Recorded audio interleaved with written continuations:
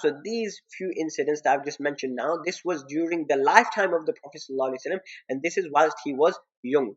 Now this next narration is after he has grown up. This is after the passing of the Prophet ﷺ, and it is narrated that by Hazrat Sayyid al-Khudri radiallahu anhu, that one time we went and we were performing Hajj, or we were performing Umrah, and who was with us?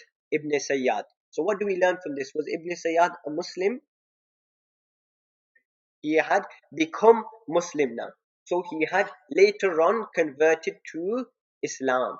Now, whether that is just on the outside or not, we do not know. But what we know is after the Prophet ﷺ had passed away, he had accepted Islam.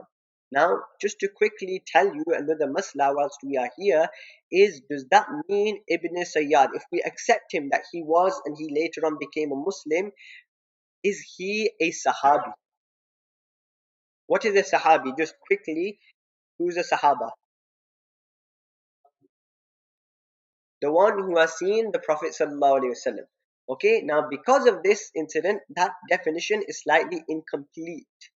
Okay, because the true definition is that person who has seen the Prophet ﷺ whilst in the state of belief. So, for example, we know the enemies of the Prophet ﷺ, Abu Jahl, Abu Lahab, they saw the Prophet ﷺ. Were they Sahabi?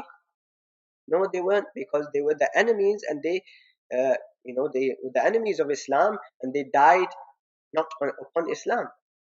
So similarly, Ibn Sayyad, when he saw the Prophet ﷺ, he wasn't upon belief. So he later on, if we believe he actually accepted Islam, then the most we can say is that he was a tabi'i, meaning those who came after the Sahaba.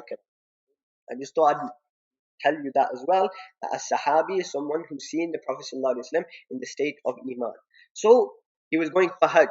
So by that time he had accepted Islam. We were going to Hajj, and Hazrat Abu Sa'id al-Khudri radiallahu anhu says that we stopped at one place we put our camp down to take some rest, and all the people dispersed, and who was left? It was me and Ibn Sayyad. And when this occurred, when it was just me and him, فَاسْتَوْحَشْتُ مِنْهُ وَحْشَةً شَدِيدَةً, I was extremely frightened.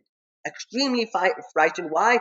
مِمَّا يُقَالُ عَلَيْهِ, because of that which the people said regarding him.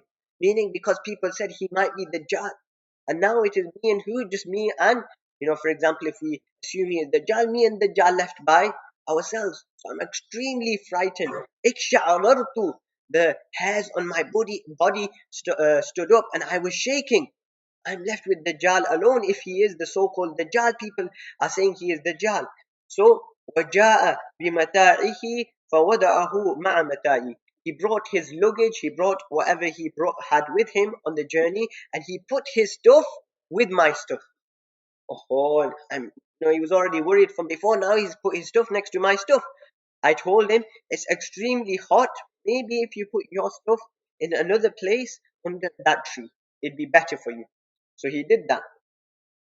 After a while, a flock of sheep came, and Ibn Sayyad went and he got a cup of milk from there, and he came and he brought that cup of milk to me as well. And he said, "Ya Aba Sa'id, you drink some, have some of this milk." So what I said to him, what did I reply to him? I said to him that it's extremely hot weather, and the milk is hot. I don't want to drink it in this hot weather. In this hot weather, you want something nice and cold and refreshing. Who drinks milk in this hot weather? But then Hazrat Abu Sayyid Khudri says that in fact, that wasn't the case. I would have happily drank the milk if the circumstances were that he was giving it to me. If it wasn't for him giving it to me, I would have drank it. It was only because I didn't want to drink from his hands. You have that sort of fear. Maybe if I drink from his hands, it will have some sort of effect on me. When a person is ill, you have that effect. Oh, I don't want to take anything from his hands. Maybe I might get ill. I remember one time, COVID, when COVID was a new thing, there was a person who, he was very serious. He was in hospital, and he just survived, and he came back, and lockdown had just finished, and he came to this masjid, and he met my dad, he met my brother, and I thought, no, I'm not going to go meet him. So I was scared. I thought, even though he was cured and everything, and he's fine, and I thought, no, I'm not going to meet him. I'd rather be safe than sorry. You never know, he might still have that 0.1% left of COVID. So I didn't meet him. But you have that fear. So if I'm going to drink from the milk of this person who could be the Dajjal, it might have some effect on me. So Hazrat Abu Sayyid al-Khudri radiallahu anhu, he rejected that milk. When Ibn Sayyad saw this, he straight away he understood why he's doing this, because of what people have said about me. So he said, Ya Aba Sa'id, I have intended and I'm thinking to go get a rope and to tie it to a tree and then to commit suicide. Why? Because of that which people say about me. They're calling me Dajjal and whatnot. It's better if I commit suicide.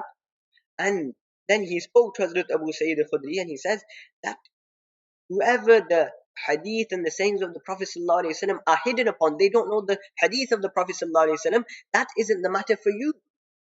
O people of Ansar, you are well studied, you are very knowledgeable about the hadith of the Prophet ﷺ, and then now he's going to mention some points, he's going to defend himself. He's going to provide some arguments to say why he is not Dajjal. So what does he say?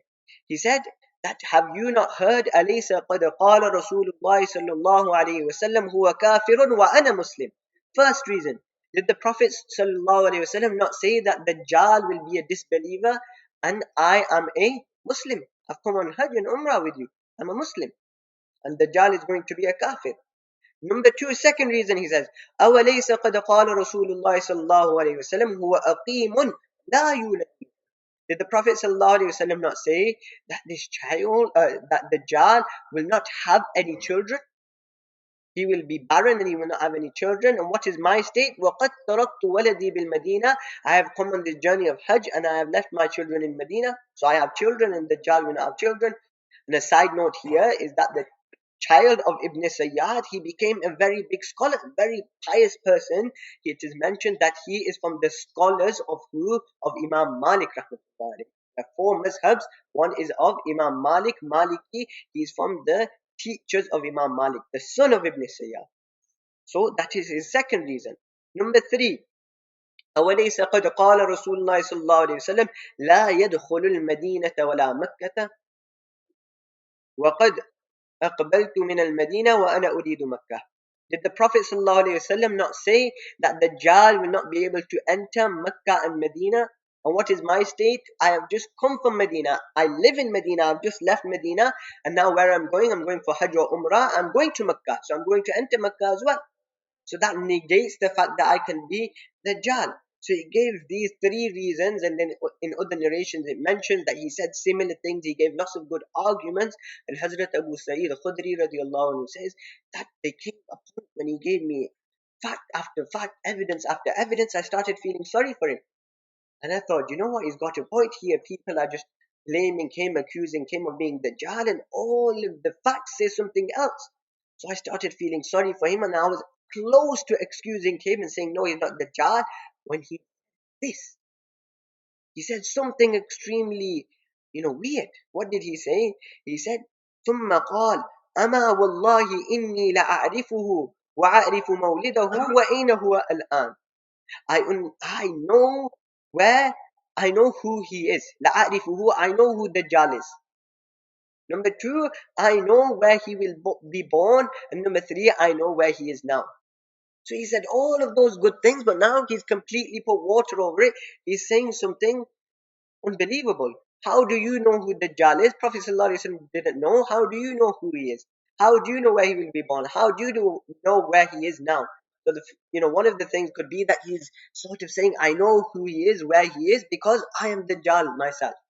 And the other thing is obviously, if we mentioned before, he has relations with the shayateen.